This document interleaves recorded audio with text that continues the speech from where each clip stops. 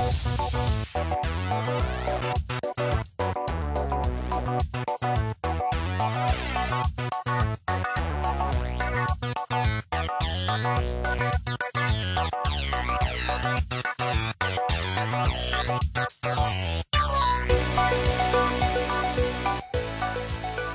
listeners, welcome back. This is Generation Breakdown. You know the whole hoopla. We take pop culture, we rip it a new one. Why?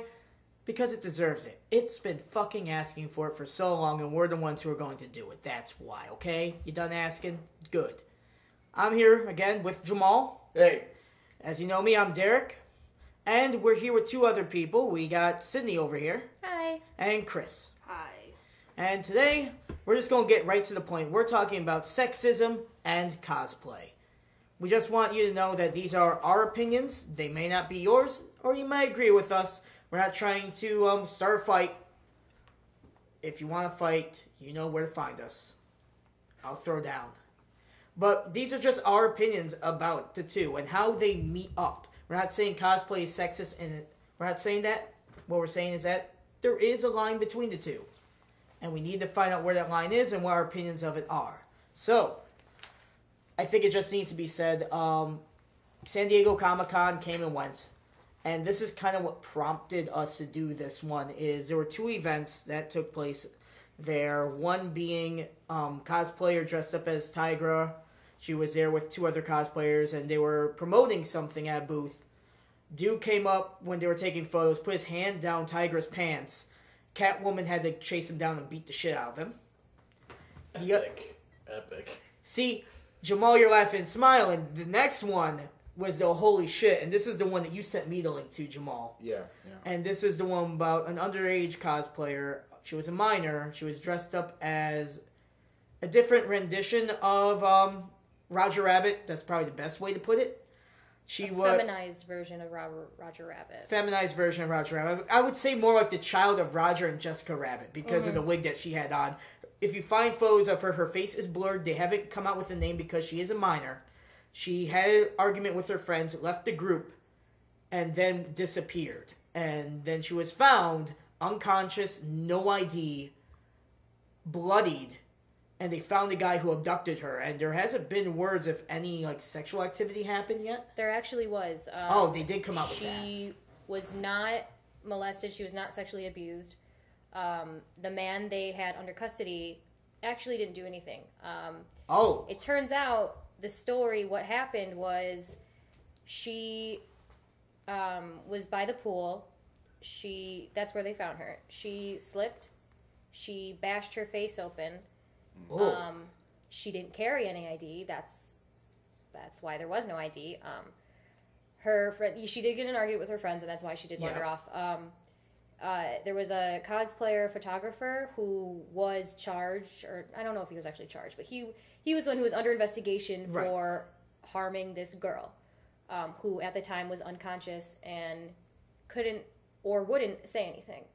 And it turns out, as far as we know, the last update that I read, because I've been trying to keep tabs on the story, she wasn't sexually abused. Everything that happened was because she had passed out and hit her head.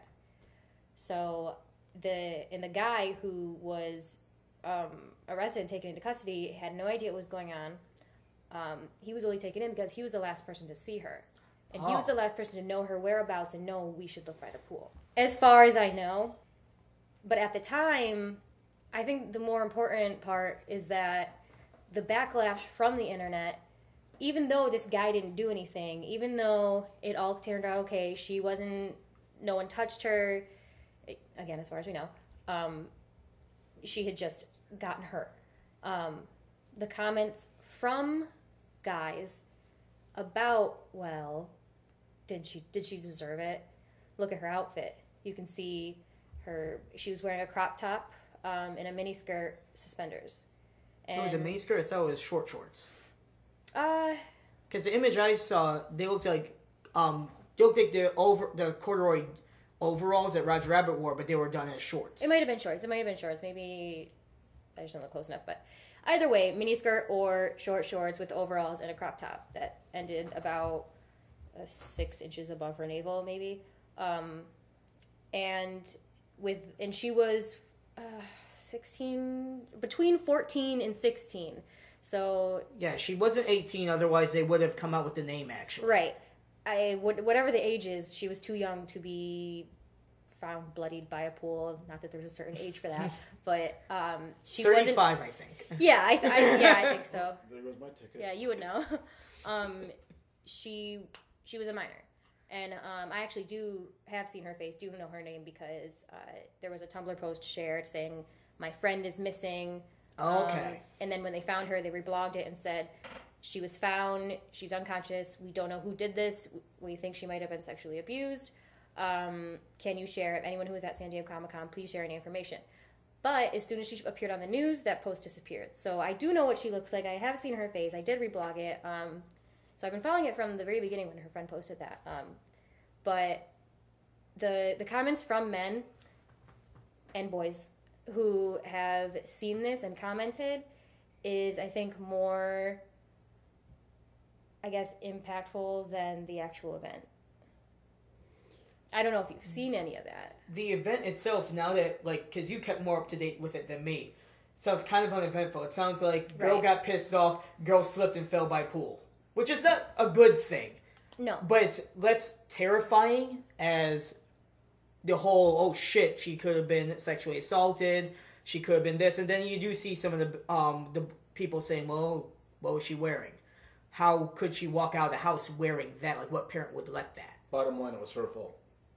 That's what some people are saying. And when it comes down to it, thank God nothing happened, but even the question that came up, because you'd be lying if you said that the first thing you thought, well, what was she wearing? If you're not in the feminist culture, that's the first thing you think. Or, was she drinking? That's another big one. Was she flirting with the guy? Right. I think if she had been wearing something different, like if she was in, I don't know, I can't actually think of anything that's... Galadriel's dress, which is long, flowy, and... Okay, yeah. Or like a kigurumi. Yeah, I was going to say that, which if you don't know... I don't know it. It's like a one-piece suit. Pajama type thing as animals. I've seen it. Covers your body. I have a Stitch one upstairs. I can go... Oh, it's like a onesie. Yeah, it's a onesie. Like, people like animals or... Yeah, it's a button-up onesie. Has weird a butt flap. furries. Yeah. Well, whatever. Yeah. If she had been wearing something like that, or something that didn't show any sort of belly button, any thigh, any cleavage, anything like that, people probably would have reacted differently.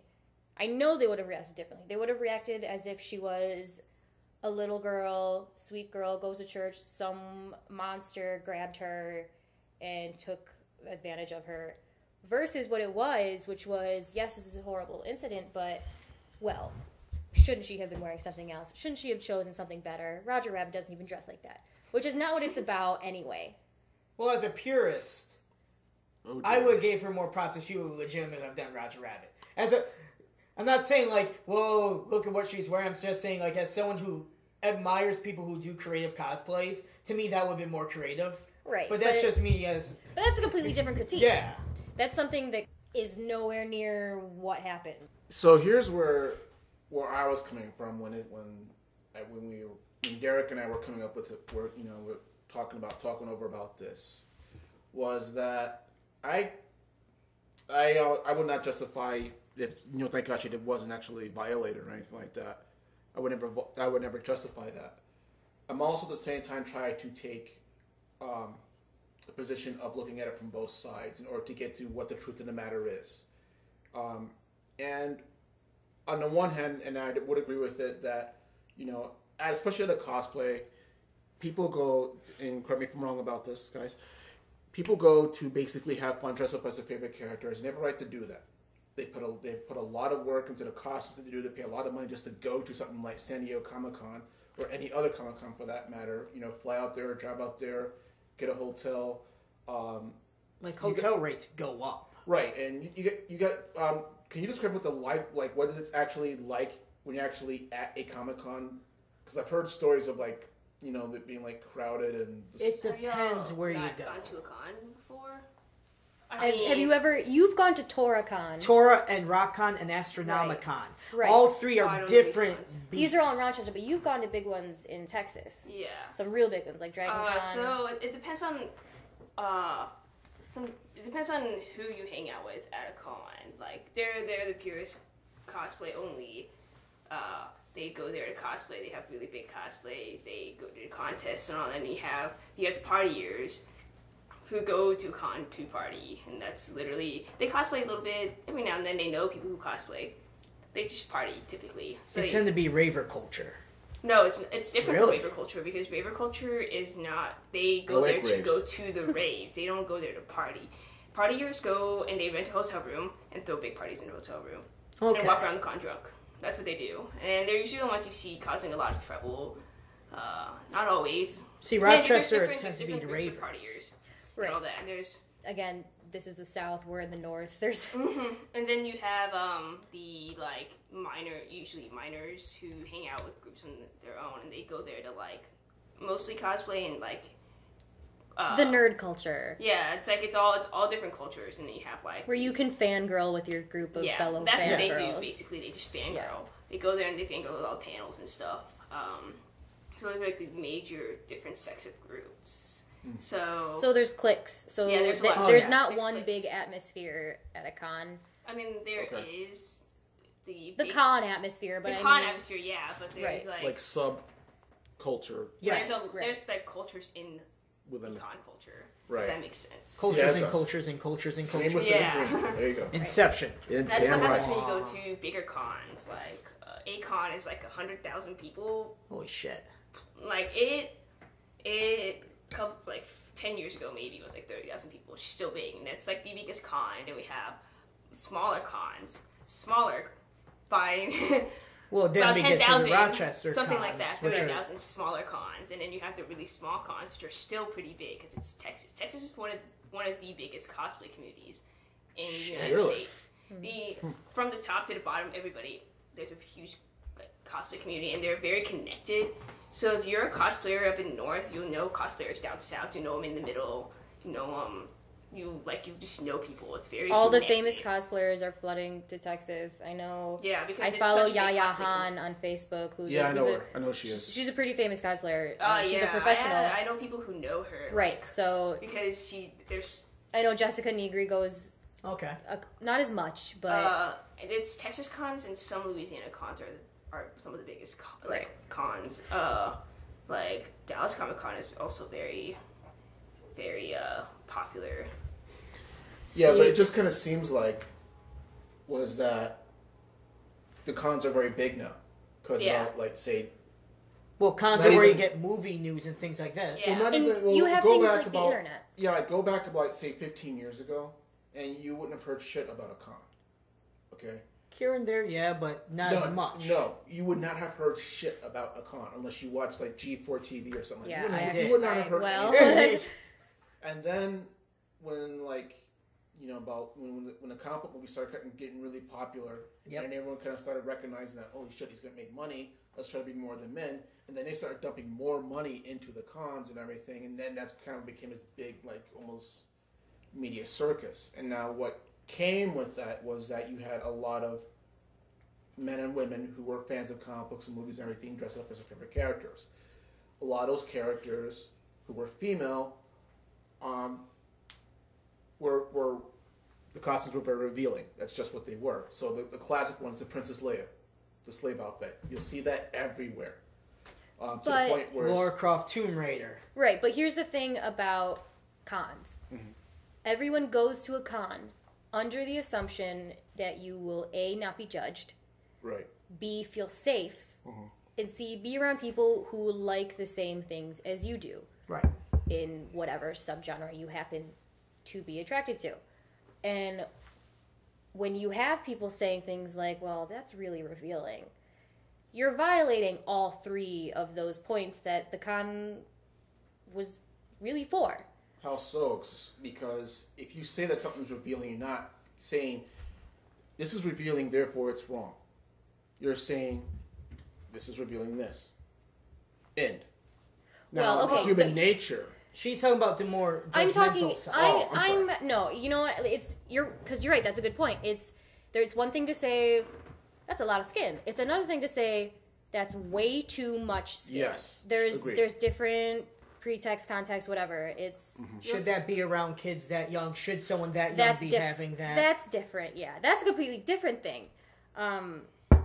That is not an issue. Kris, you're going to say something? But, like, you also have to think about, like, okay, so they're wearing revealing costumes. Like, where are they getting, not only they're wearing costumes, like, what the material they're getting it from is also very revealing. So it's not only just the cosplayers. You have to think about maybe animes or comics are too revealing. And how did you know who they were cosplaying? So you obviously know this costume. You're familiar with this costume. But it's a different issue with people like Jessica Negri who take their cosplays and purposely make them very revealing, very sexual, very comfortable to her body, which, in my opinion, is fine. Right. If she wants to do that and she feels comfortable doing that, and it seems to be she feels most comfortable and confident when she takes her League of Legends cosplays and she adjusts them to be belly shirts, to be short shorts, to show cleavage. She puts a cleavage window in almost all of her cosplays. Sex sells. Sex sells, that's true. But at the same time, that doesn't make her any less of a person, and it doesn't mean that she should be respected less than a cosplayer who didn't put in that cleavage window. So it's not like just because they're wearing less clothes that therefore gives other people license to either judge their character or Google them or molest them, or in terms of, because I've heard of stories where in something like at a major con, women, they're not even half of them are even cosplayers. Some of them are just like I don't know what you call them, like models. They'll have there to promote certain. Yeah, they're there for booths and stuff like that. Right, like Yaya Han, every con she goes to, she has a booth. You can go meet her and sign. Right. That's the whole thing with the tiger. There are stories where women will complain about that they have their ass grabbed. They don't know who did it because it's so tightly packed that you're not going to really guess who saw it unless a security guard or a camera was watching it. So, definitely like just because a person is wearing something does not therefore give them license to I can now do X, Y, and Z to you, or think about you. At the same time, though, the culture, like the geek nerd / culture that kind of spawned that, these stereotypically has been generalized as kind of a male culture. Like you go back to the 80s, like you never even heard of women nerds until recently. No one's ever heard of a female nerd. The closest one you got was the Omega Moos from Revenge of the Nerds, but even they weren't nerds. They were just the quote-unquote unattractive girls. Exactly. And now it's like this thing where, oh, look, we have hot girls who are dressing up and whatever, and they're fangirls and nerds too.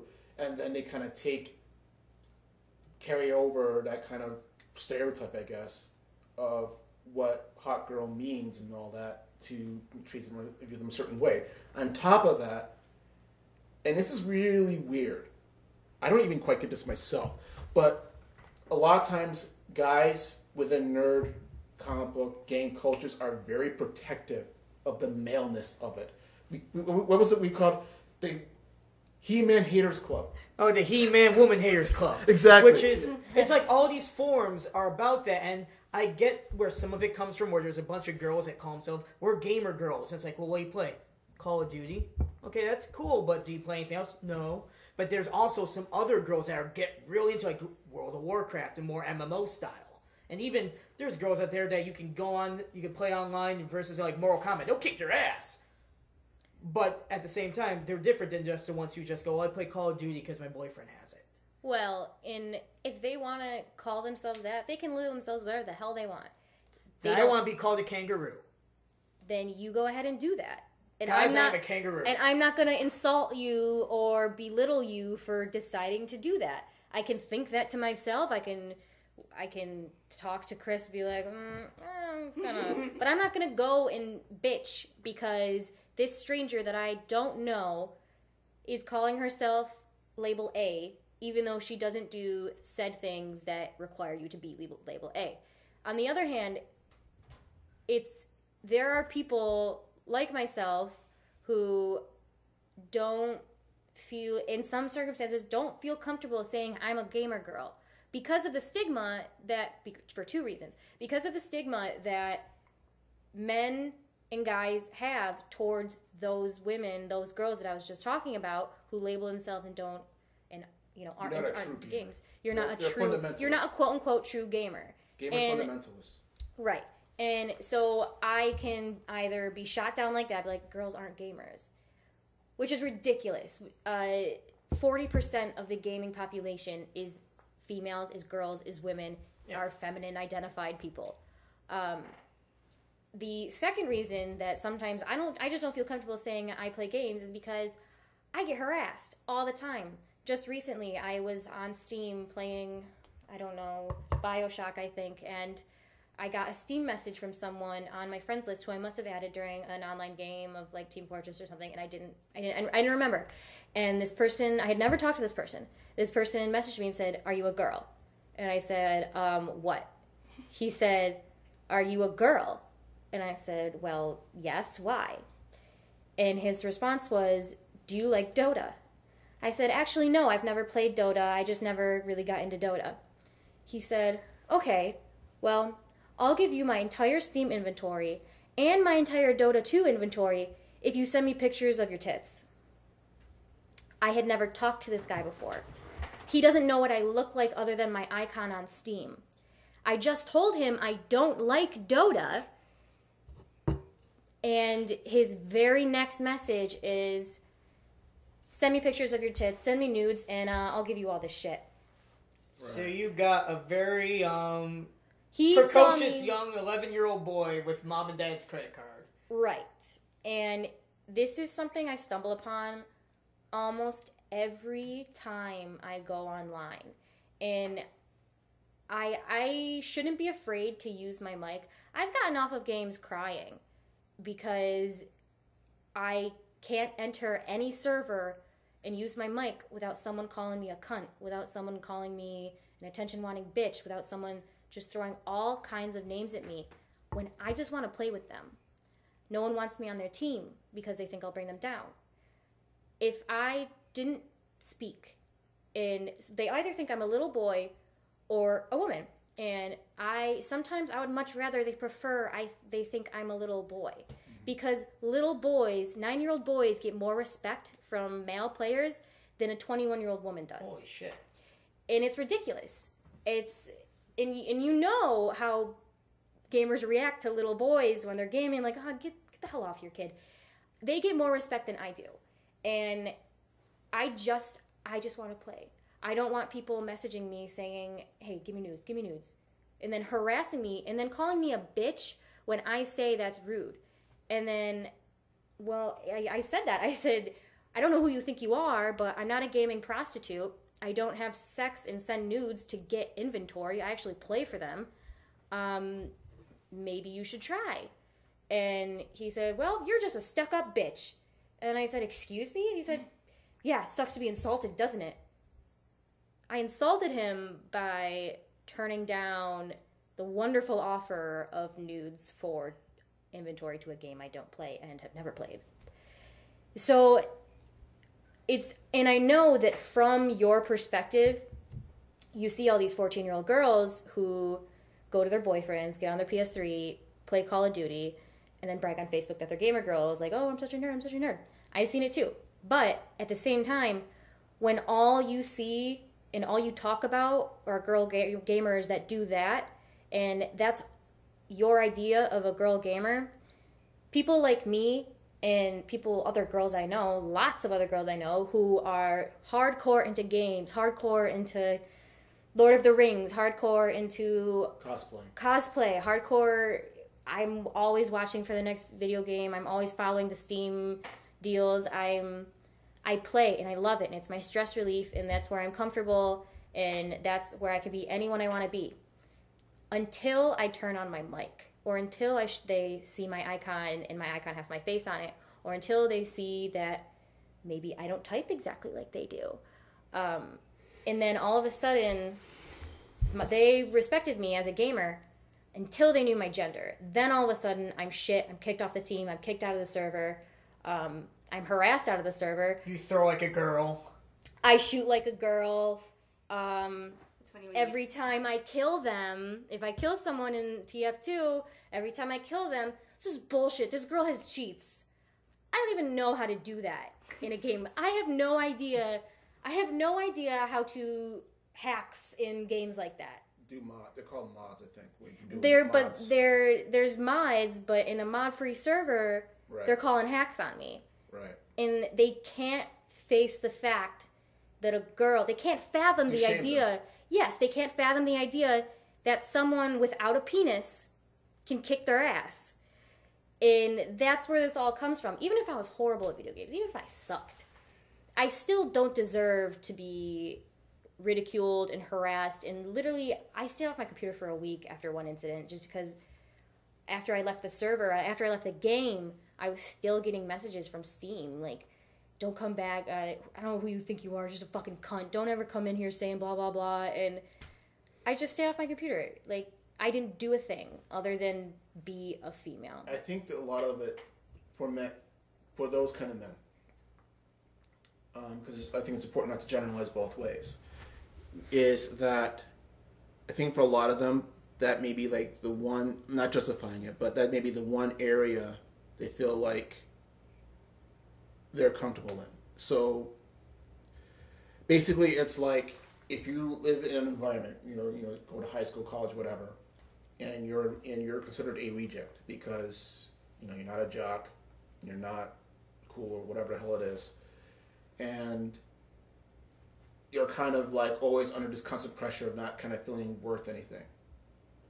And then, like you were saying, like what games are for you, you have this retreat basically where you go into this environment and you are now in this bubble where you're free from that. That's not there. And then you feel like someone has come in and invaded that space. And more than that, reminds you of that stuff you're trying to get away from. Human nature, male and female. Human nature is going to have that kind of violent reaction. The logic of a person should not be treated like this because you're right doesn't kick in. Just the emotion of, get the fuck off my turf. And that's the weird thing about cosplay culture, nerd culture, comic culture, and all that, is that it can be very, very, very territorial. And with the advent of the internet, with the aspect, you can actually hide who you are. So that you can pretty much, I mean, hell, not even dealing with games or anything like that, just on like news forums, you'd be surprised to hear the nonsense and the bullshit that people will say about something, and it'll be the most raunchiest, racist, most ignorant thing you've ever heard, but they can say whatever they want because you're not going to see their icon, you're not going to see their face, you're not going to track them down, share that kind of stuff, you know how to do that. But for the most part, you're not going to see that. So they feel like, well, I can kind of say what I want now, can I? Fuck you! You know. And I'm hidden behind the computer screen. Exactly. And there's a great example of that. You just log on to 4chan, click any of the forums, and all of a sudden, there's 2,000 serial killers, child molesters, animal rapists in your face. I don't know if you've ever... No. Well... Hope the FBI I'm telling you, as someone who used to frequent 4chan in my early days of high school being lonely... So yesterday. You watch it, boy. Once you're anonymous, you can suddenly be big and bad. But I guess that kind of comes into play with cosplay because depending on what you're doing, but when most people I know that go to a con aren't typically from the city that it's in. I'm sure a lot of them are, but I'm not talking about Lane, Rochester. No, ones. I'm not talking about RockCon. I'm not talking about Toricon, which and I do know people that go to Toricon that are from way the other side of New York. It's not the sad, pathetic Astronomicon where it's nothing but here's your favorite like Thundercats and some bondage stuff. Like, what the fuck are you? Yeah, but you know, like San Diego Comic-Con, there are people from all over the country, maybe from out of the country. I'm sure there's people from out of the country who New York Comic-Con, WizardCon, right. Power Morphicon. I know people. I have friends from England who come to America for Comic-Con, for San Diego, not New York, because apparently one is better than the other. San Diego has bigger news. New York happens later on, so all the news is pretty much been said. Right. So when you're in that big a space and there's this girl in costume who kind of has the semi-mask of anonymity, and then you have this... No one's going to know who you are because then you're you in have disguise. Yes, and the guy is in disguise, sort of in anonymity. And so you see two people that can be seen as anonymous, and when one of them trails off, I mean, what do you do on the internet when you're anonymous? You say and do things that you wouldn't do if people knew who you were. I get to be someone else today. Right. You get to take out all your aggression, all your pent-up whatever you have, and let it out. The whole Spider-Man principle. There's also the fact that you might never see that person ever again in your life. Cons are so big. You meet somebody once, unless you make plans to meet again, you're not going to see him again. Right. Right. Like, you have one person and you think she's dressed like a slut. So you have no problem saying slut as you walk by because you're never going to see this girl again. You have no idea. Well, there's a stereotype too. Also, that goes the other way from women to women who do cosplay, I think. And it's the idea that any self-respecting woman wouldn't be caught dead doing something that nerdy. Which is bullshit. Of course it's bullshit. But it's also bullshit to assume that a nerd can't dress up and be sexy. It's bullshit to assume any woman can't or shouldn't do anything that they don't feel they fit the stereotype. Right, but I'm not... That is true, but I'm not necessarily coming at it from that angle. Mm-hmm. I'm coming at it from the angle that...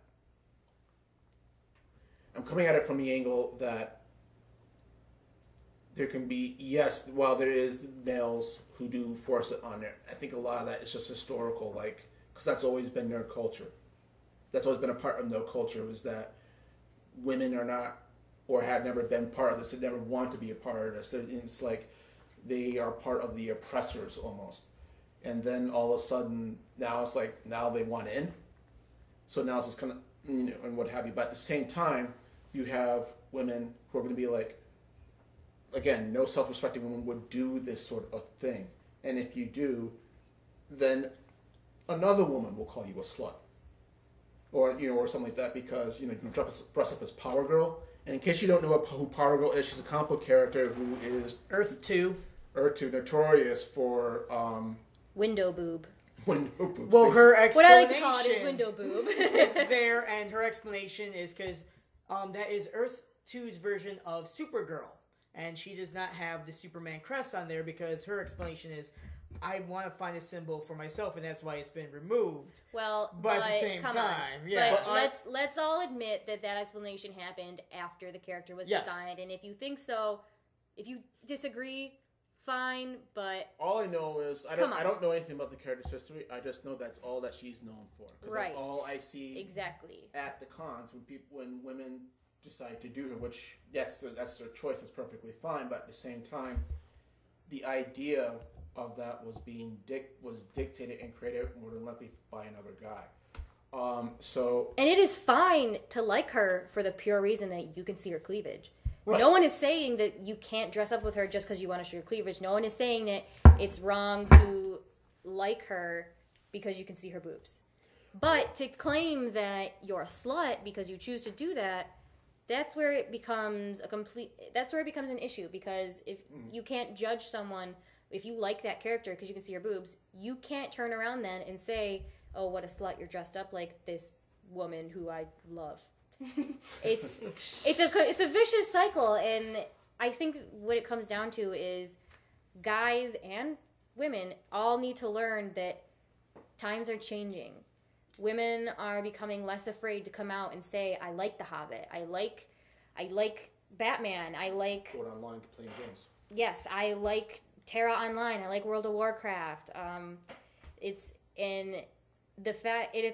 They need to accept it. They need to be... I know it's their safe space, but you know what? For us, it's a safe space, too. Let's say there's two people who both got bullied in high school. They both got quartered in the locker room. They both got called faggot. They both got called all sorts of names. Why is it any different when one of them is a girl? Why is it any different when they both want this safe space and they both feel comfortable with this safe space? Why should one of them be excluded just because they happen to be a girl and they were called dyke instead of faggot? It's the same effect. It's the same safe space. They have the same interests, and yet they're excluded because it's how they're raised to see other people in that territory. I'll give you an example. In case for any listeners who don't know, yes, I'm a black male. And when I was raised in a city for a time, the natural thing that we were raised to assume was that if a black person and a white person are ever together and the black person gets in trouble for something the white person does not, it's the white guy's fault. White person's fault, whatever. And it didn't matter if, maybe I had done something wrong. Didn't matter at all. All that mattered was it's this person's fault. And the reason why we thought that way was because that was what was unconsciously and consciously drilled into our heads, since we were children. To break a mental conditioning, especially one so ingrained, so culturalized, and one that benefits you, one that's your personal space, or one that's whatever, even with the morality connected with that, it's a very difficult thing to do. It's difficult for anybody, any human being to do. And does that mean it shouldn't happen? No. It means that, it should still happen, especially if you have situations where, anybody, women, men, Asian, black, whatever the hell they are, is getting harassed or, molested or something like that in a space that should not be happening. It's, there's no justification for that. At the same time, and this is the angle that, I kind of come at it from, is that there has to be kind of acknowledgement, of where is this coming from. If you know where it comes from, then you have more information to kind of come at it with that. Reach your common ground and say, hey, look, you enjoy games, I enjoy games. All right, this is your safe place for you, this is a safe place for me. And kind of work from that instead of kind of the thing where it's just like me versus you. Because when it comes me versus you, and this is just human beings in general, you're always going to get clashes. Because one person is always going to say they're right, and nothing ever gets done. What about you, Derrick, Kris, and what were your thoughts on that? It really does depend on what your upbringing is, as far as I'm concerned. I am someone that is nurture over nature. I think that nurture takes over above nature, because my opinion of human nature is that we are selfish, greedy bastards. That is very negative about human nature. I don't think that humans are innately good. That I'm including myself in that. Kris? Can I bring up another point? Sure. So, we've been talking a lot about girls wearing revealing costumes, but there's probably just as much, not at least equal amounts of males who are also wearing revealing costumes at conventions. True. Definitely. Right. Like, I've seen guys walk around in just a little... There's a lot of banana hammocks. There's a lot of banana hammock going on. Tarzan, cosplay, cosplay banana hammock. Oh, so yeah, put the label on. Like a little fur on it. Loincloth. But they don't typically. They show more boob. They do show more boob. I see lots of nips. There's a lot of man boobs going on. I see a lot more man nipple. They don't get harassed usually unless they're, especially. If anything, they get praised. Yeah. If anything, they're like, oh, wow, you're so great, you're showing off your man boobs and that nice beer belly you have.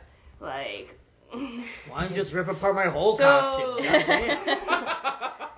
Listen, Derrick, we all are totally happy seeing your nipples, but that's besides the point. Just want to be sexy Augustus Gloop. That's all I want to be.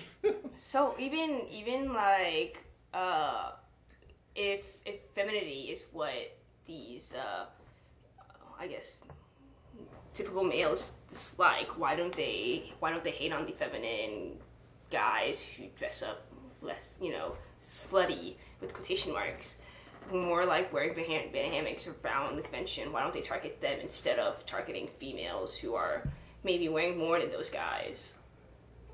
Whereas I've not really ever heard, unless it's by another like gay guy, I guess, which happens. So where is that, like, why is there nothing happening there that we really hear about? There's only targeting females who are wearing revealing costumes. This is something that nobody really thinks about, but... We can't answer, but maybe someone out there on the internet can. If we're getting near the end, so I'm just going to jump right to it. We want to hear what your opinions are. Maybe male, female, whatever. We don't fucking care. Or in between. In between, sure, why not? There.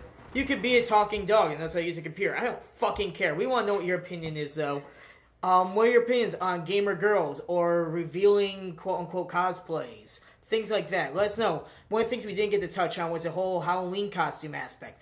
That will also count as cosplay. We want to know what your opinions are. Who knows? We might touch on this topic again, and we might read some of your comments. How do you get that comment to us? Well, it's easy. You get on the computer, dumbass, and then email us. How? genbreakdown@gmail.com. That's GEN breakdown@gmail.com. Signing off, I'm Derrick. I'm Jamal. I'm Sydney. I'm Kris. And we'll see you next time. Shoryuken!